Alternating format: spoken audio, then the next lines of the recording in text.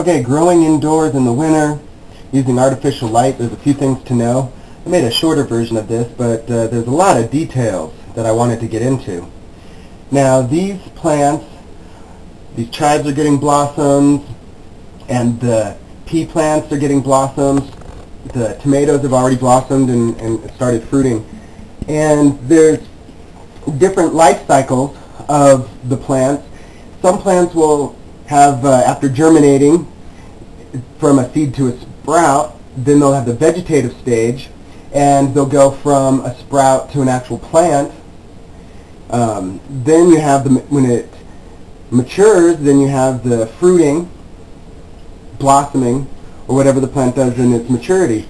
Some plants will simply pull all of their energy out of the roots and into the fruit because they die each season. Other plants will go into dormancy based on the amount of light. So there's a few things going on there where you have the light spectrum as well as the amount of light.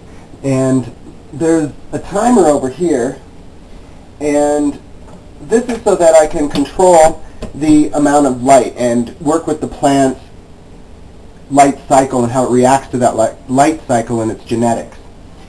So a lot of plants, it's just like in nature, there'll be long days, and from short days to long days, and then back to short days, and then you either have dormancy or the fruiting and the plant dies.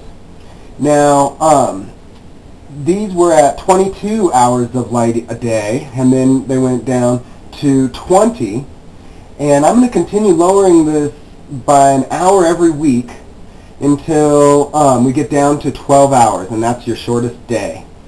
And so that tells the plants I better wrap this up and either go dormant or have my fruit ready and die.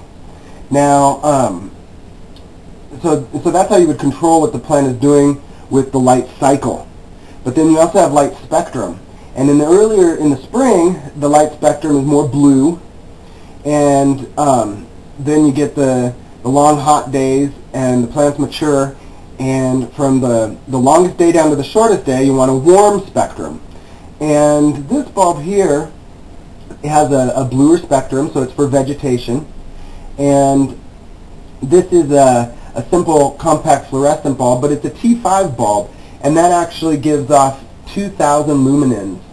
And luminins is a way to measure light, and the plants, all plants will need a different amount of luminins.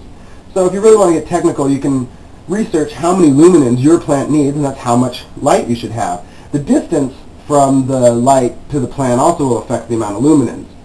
So you're dialing in the right light cycle, you got the proper amount of luminins for your plant, and like I said, this puts out 2,000 luminins. So if my plant needed 6,000, I could either put that like right above it or have 3 of those.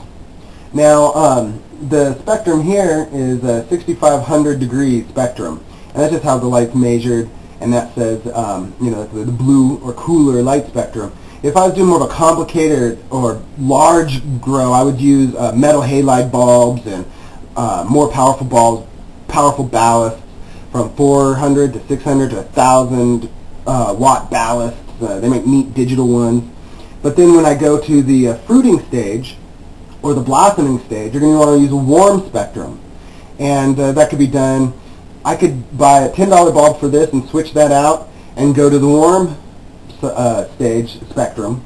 And if I was doing a more big or large complicated grow, you would use high pressure sodium bulbs.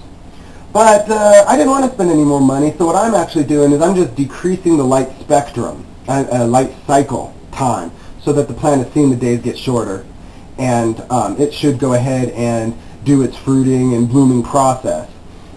But that in conjunction with a warmer spectrum or high pressure sodium bulb would get me more yield.